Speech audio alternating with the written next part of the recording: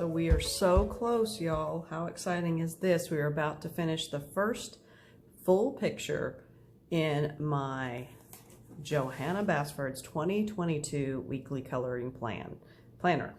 And it will be within this first week, so that's really great. However, it is the part that I've left till the very end, not only because it makes sense, like I said, that way I'm not smearing or smudging or schmurging or schmitzing or any of those other things across the page, but now I have to deal with glass. Now the glass situation has me really nervous. I think glass is really tough for a lot of people, but because I've chosen this really dark background, I've really upped the ante of trying to figure out how do I depict glass whilst it's still being transparent, because you would see that blue, but not as intensely, I don't think. So we're gonna give it a little bit of a try. I am keeping you guys along with me throughout this because this is what coloring is. It's trial and error, and it's one of the joys of it is when you get it right, it feels good, and when you don't get it quite to your liking, you learn something from it. And it's an ever-learning process. And you have to give yourself time, you know? And I think sometimes watching too many YouTube videos of perfect colorists doing a perfect page that looks completely perfectly planned out is challenging for those that only watch those colorists. So in my case, I'm always experimenting, and then when I make a mistake, trying to cover it up. So that's always good information, right? How do you cover your mistakes? All right, so let's go ahead and bring you down and let you see closer what we're gonna be working on today. So today we're gonna start in with the lovely Delft Blue. Now this is the one that I started with everything, but of course we're gonna go in and just start really lightly. I thought about coloring these flowers and stuff first, but I want to just focus on this background to begin with, and we're going to do it for all three of the jars. I have a tendency whenever I color to do one element, and by an element in this case it isn't just the one jar, it's all three of the jars, because they should have similar transparencies. And what I have found for myself is being consistent. If I just focused on just this one jar for right now, when I go to do the next jar, it may not be as consistent. I might forget a color step, or I might be pressing harder than I am as is right now. This is gonna get real fiddly really fast. It's so tiny. As you can tell, I'm just coming in really lightly with this Delft Blue. My poor Delft Blue, it is so much shorter than all the other pencils, but that is because I use so much of it for this background. All right, so we're still using our castle arts. I'm going to finish out. I'm thinking for my next picture here is I might try Crayola, the Crayola pencils, because I do have a set of 100 that's available to me out of storage. I'm a little nervous. I don't know how well they're going to do, but you know, that's part of it. I want to see what works in Johanna Basford's books. I am pretty darn happy with these castle arts after doing this almost entire page. I have to say, one of the best things is when I go to do that Gamsol, it really almost causes me to have like almost a paint effect, and that is really quite cool. I wasn't sure about them when I first started, but they have definitely grown on me for her books. And then remember, the planner has the same paper as as her regular books. So I am liking how the castle arts are performing. Again, I only have a total of 48, 2 sets of 24, and they're in a very certain color. And there's a lot more colors, but I'd have to buy the entire set, and that's probably not going to happen before we move. Just because I won't have a place to store all those. And if my husband sees another set of pencils come in, when he knows there's tons in storage, there might be some explaining to do. All right, so we're going to keep going.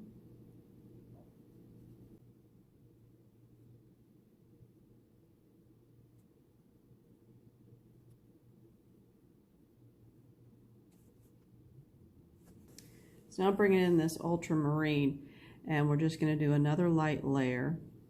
I don't have to stay quite in the lines. I can go in that dark a little bit, the behind. And again, I'm doing this very light, guys.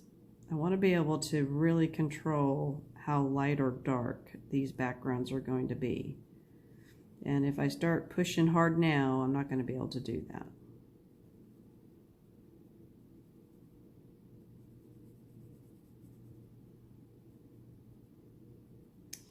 So my kind of plan with this planner is not to necessarily have you see every little element I do. I did it this way where we had multiple videos because there were a lot of elements in this picture that people may be interested in seeing completed.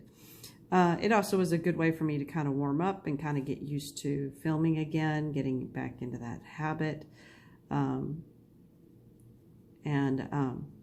wanted to go ahead and give it a good try. So that's why you've seen as many as you have. I'm hoping to go forward doing each week, but just letting you kind of do a little color catch up with me as far as what I colored, maybe show you a technique that might have been unique on that page. And by unique, I just mean one that, you know, a lot of times I catch myself looking for. So like how to color glass is probably one that I'm always looking for. And then there really wasn't a tutorial about, well, what if it's in front of something like, I don't know, a dark background? You know, how do you still have it, make it feel like it's translucent glass?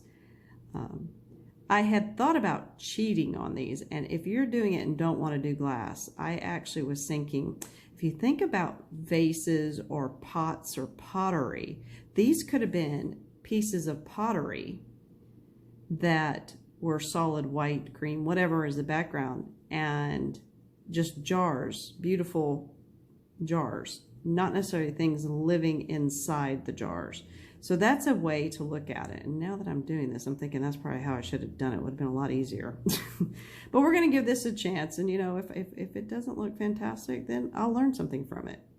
I'll learn that I need to go to pottery every time instead of actually trying to do glass. No, come on. We're trying to stretch ourselves, right? I do find coloring very relaxing because I can kind of take that attitude. I'm just trying. I don't hold myself to this expectation that it's going to be perfect, it's going to look amazing, or any of that. It's going to, I often have a story, as you can tell. And that's half the fun with me, is coming up with the stories. All right, now I'm coming in that burnt umber just to give it that little bit of that earthy tone, very, very lightly. And I think this is the last. This is kind of the same order we were doing for the background. So yeah, I normally have a story, or I like to imagine a story as I'm coloring, especially for something from Johanna Basford. It's just nice to put kind of why this would be this way or that way. Helps me think about it kind of in a logical way.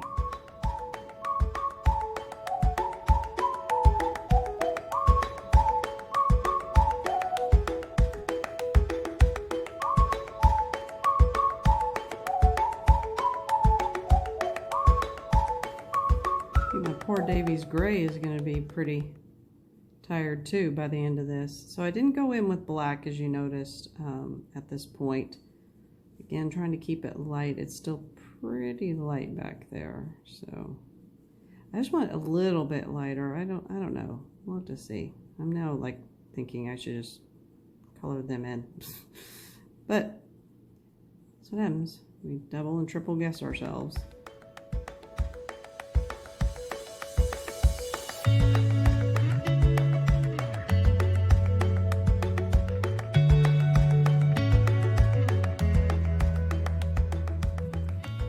Going to start darkening it up. We're going back in with the Delft blue. Another layer.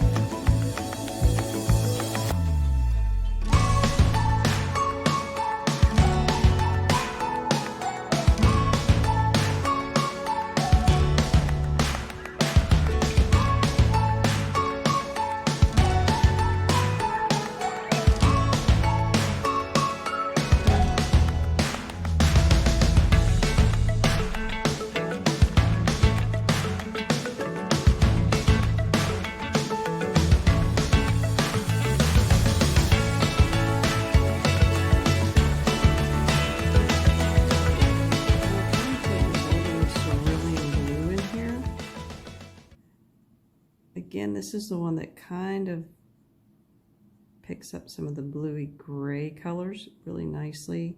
I used it over here to really highlight out those little teeny tiny flowers. So I'm going to give this a try. I think this is a good way to kind of start blending those colors a little bit.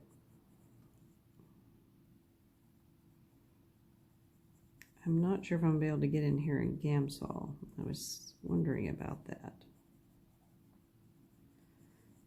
To make it blend a little bit better. These are really fiddly, and I'm scared that if I do, I might end up just pulling all that color over onto like the flowers, and I kind of want them to be pretty dominant and strong when I do color them. If I, you know, as far as bringing, there's a lot of blue in this corner, so the flowers are going to be important to bringing some color into this.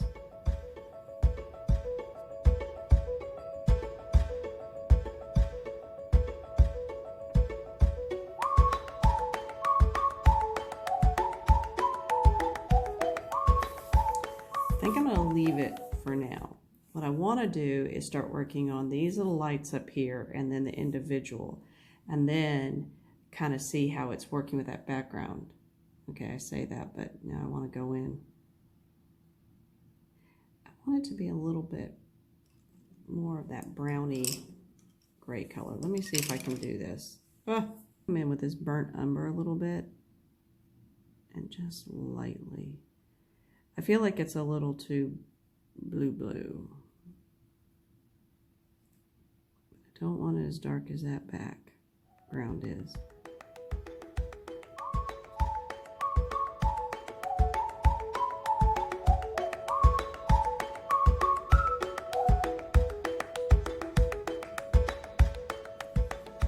I do like that it looks like it's a little bit more like the background. Okay, so now like I think what we'll do is we're going to start working on those next. And so we need these to mirror this a little bit. Now if I can only remember what I did. I want them to be a little bit of like a green glow to them, just a hair. So let me think about how I might do this. So, I'm going to start off with this Naples Yellow, similar to what I did before. We're going to kind of have it on the outside. It's a pretty strong yellow. I know you can't see it quite yet.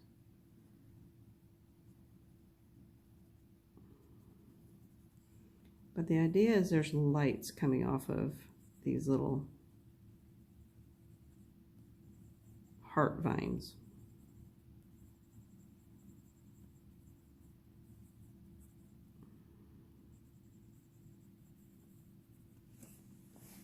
So I'm thinking I want those little heart bits to be a little bit, almost like a neon green. We're going to start going in with this leaf green light.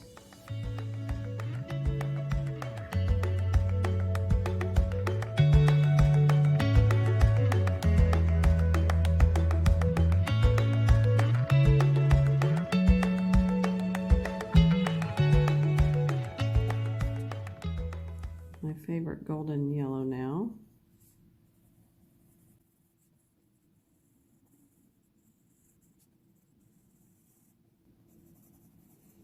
I don't have tons of bright yellows in this set, so that's what I kind of feel like I might need, some really bright yellows, but we'll do the best we can.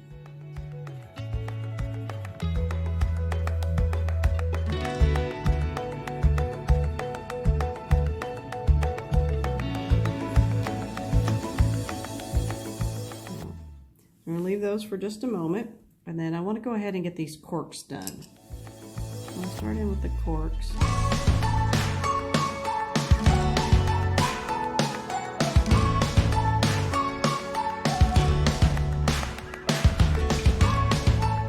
Now I'm bringing the sepia. We're going to start putting those shadow, but notice I'm leaving a little bit because I'm thinking there's a little bit of light coming off of those little guys onto that cork.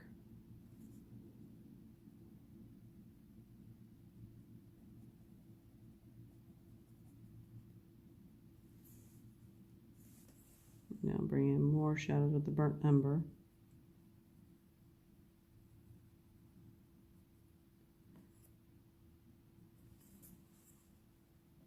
We're kind of talking about the same thing, that, you know, when there's light being thrown, those shadows get really strong. So, yep, I'm even going to bring in my black just a hair, just to give some really good shadow.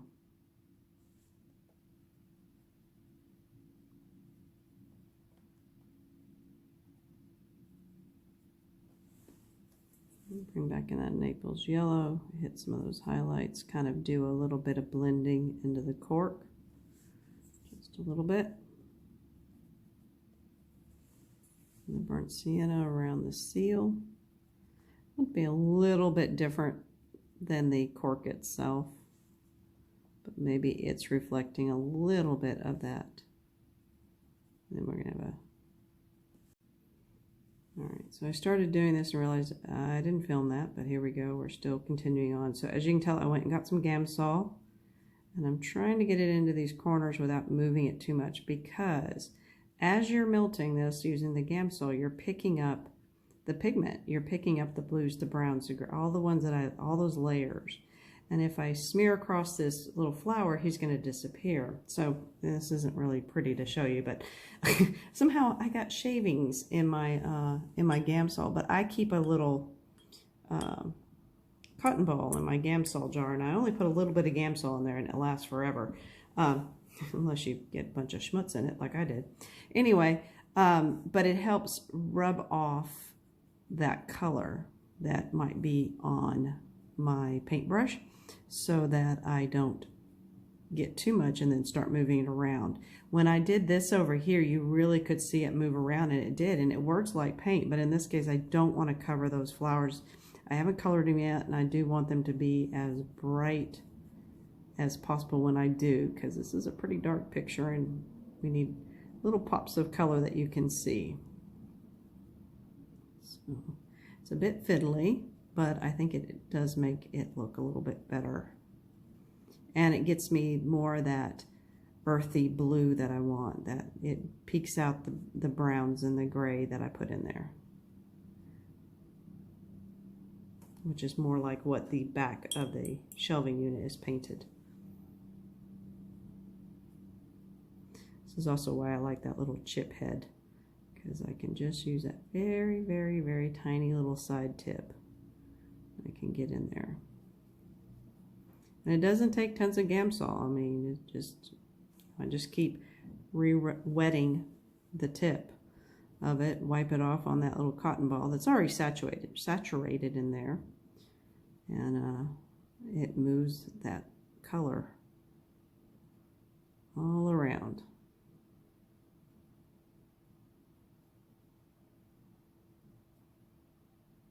All right. Didn't do this up here. So you can see how that filled that space in. All right. Whew. Now comes, as you can hear it, here comes. So as you can hear, I am getting my Posca ready. Now I would suggest doing this on a piece of paper and get get that flowing.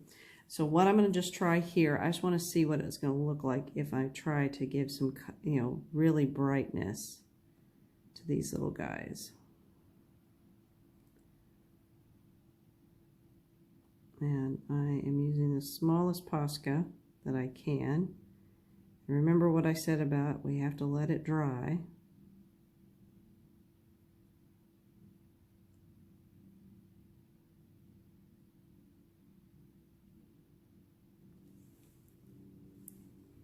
We're giving an illusion almost like these are like little fairy lights done in the leaves. It's a magic vine.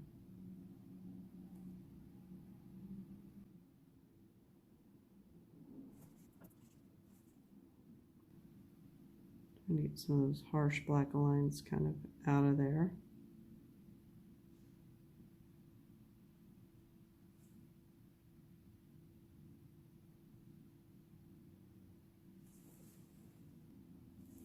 Now I'm also going to go on the edges of, especially here where I think there'll be a reflection because of those vines. We're going to go down here just a little.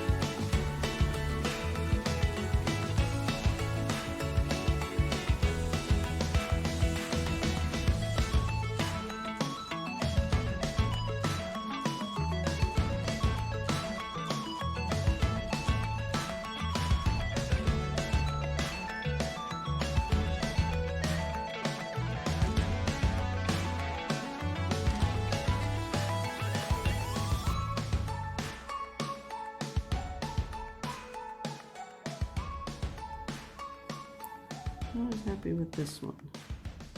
This one's a little harder to kind of make it look like glass.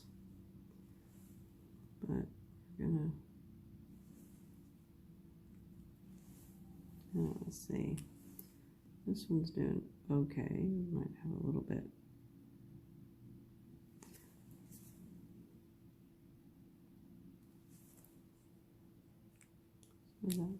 Yeah, they're looking a little bit more like glass jars, but it's not perfect, that's for sure. All right, now I'm gonna, oh, I know what I was gonna do. A couple of these. I was gonna highlight that a little bit, and then I'll come back in.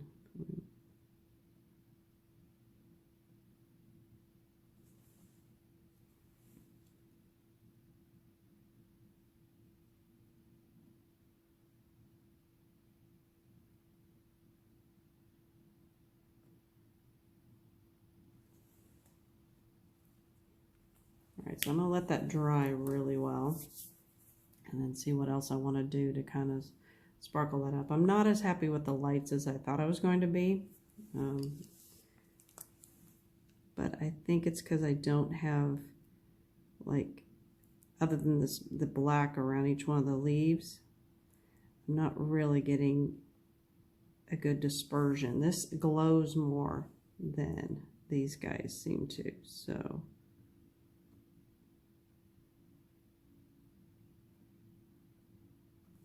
we're going to just see. And again, you have to be really careful to not get stuff too thick, because when I come back in, it'll just disappear because I'll just scrape it off. All right, so I'm kind of at a halted moment, and what I think I'm going to do is I want to go ahead and color in the flowers and stuff inside the jars. At least that's how I perceive them to be, inside these jars. I want to do that to kind of get more color balance. Right now, this is feeling really odd feeling. It doesn't blend in well with the rest of the page much. I think I'm going to want to go, get it a little bit deeper and some other colors going. But I think I need to do the flowers first. So I'm just going to do those, and then that's really it. And then we're going to be done. So I'm just going to do those, and I'm going to listen to a book while I do it. And I'll just let you see me color it, but I'm not going to be putting in all the colors. If you've watched any of these before, you've gotten all the colors that I'm using, because it is only 24 of them, including black and white.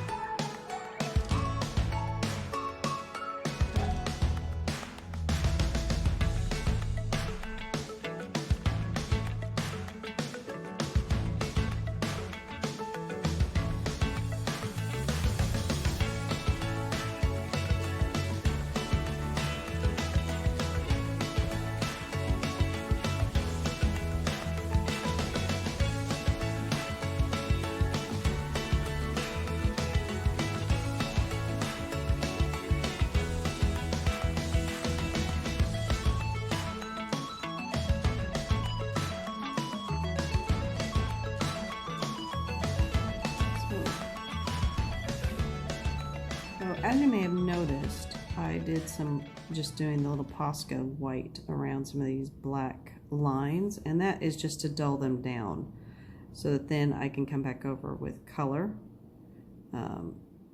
just so they weren't so heavy. And I like doing this, and Johanna Basford books are really kind of conducive for that if you want to get rid of those black lines. So I've done that over here as well, but I'm going to make the leaf, I'm going to go in and do some darkening so that you see a separation of leaves, or petals in this case,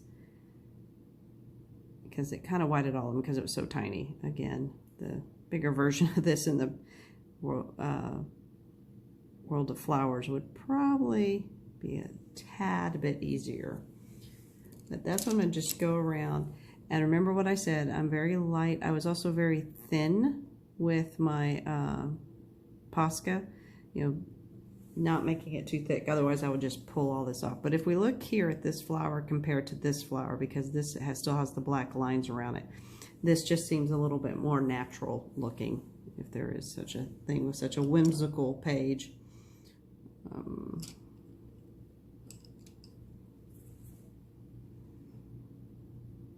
And I'm still coloring fairly lightly over these so as not to scrape off that white that I put over the black lines. So you'll probably see me do this a lot. And I always kind of wait till the end to do it. There you go. So I'm going to have to do it again because these are really distracting now. So I'm going to just do a little bit of that. So again, I'm just kind of whiting out those black lines a little bit so that they're just not as strong. And then I'll wait for them to dry.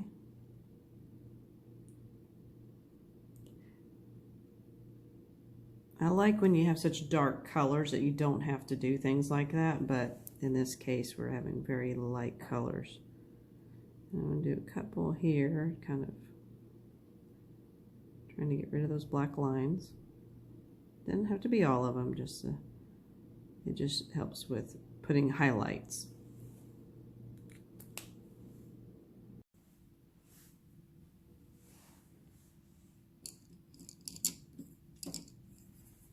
So I'm just going to start going in and making a little bit darker on these guys. Hope I can make them stand out a little bit.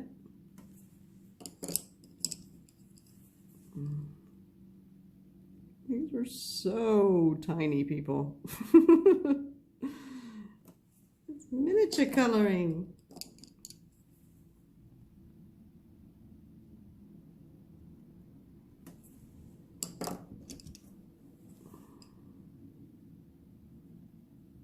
So what's kind of cool is when you color over the Posca, of course it doesn't go as dark, and so you still get a highlight, but you get a highlight in the color you're coloring with. So kind of a green lighter color, which is kind of cool. But like I said, it's not the easiest in this one, just because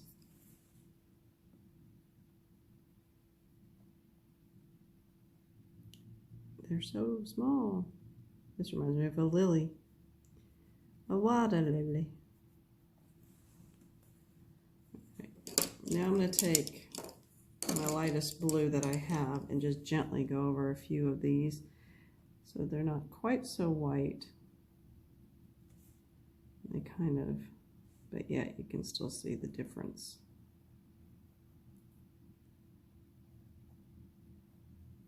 Again, doing it really lightly so that I don't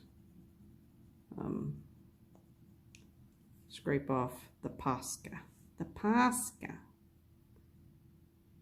Right.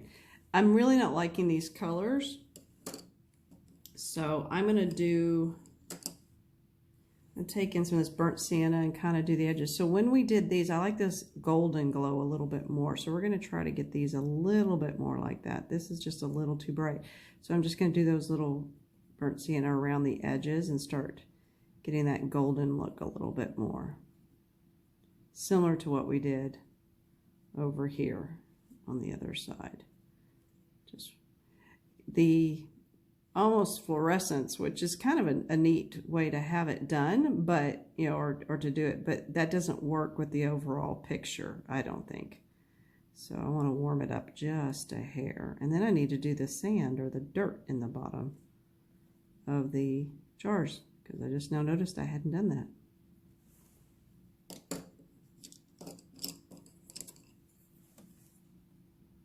So we're just going to yellow this up a bit. Warm it up so it's not, I think putting that green in there kind of made it a little too cool, the colors. And this way I can go over the white Posca and get more of a, yeah, I'm liking that one, that a little bit better. And then I'm going to go over it with my golden yellow over everything. Again, being really careful not to scrape off that Posca.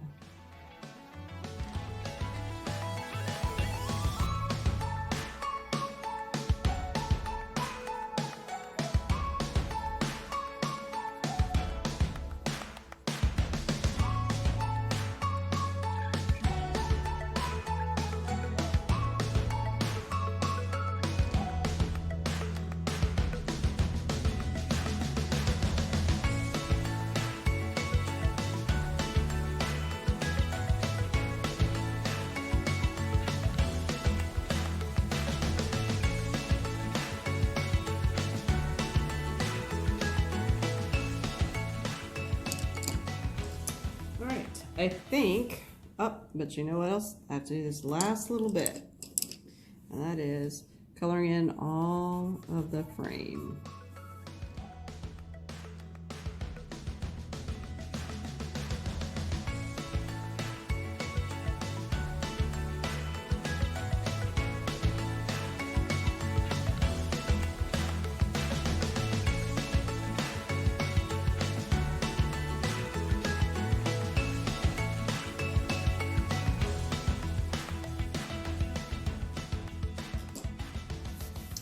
All right, so here we go.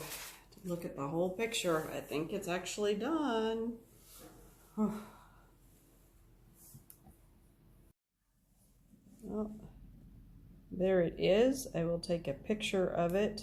It's a little bled out right now because I have some really hard lights on it so I can see what I'm doing. And we will have the finished picture. Wow. So thank you so much for this first and what I hope to be more of a consistent beginning to a much more colorful year for the Colorful Book Nester going into 2022. Again, I get so much enjoyment and I love the creative process and trying to figure out how to do some of these things. Again, not everything worked exactly like I had hoped, but and other times I didn't have any knowledge of how I was going to do it, just let it happen. Overall, I love the colors in this and the depth. And it's been really nice doing it and having you guys to chat with while I was doing it. So, and thank you very much for the nice warm return welcome that I've gotten from so many people. I do appreciate it. Your support means a great deal, but also I just love the idea that we can spend some time together. So here's hoping that your new year is very colorful and calm and that you do find time to do some self-care and reflection for yourself. Wishing you the very best, and always remember, keep coloring those pages.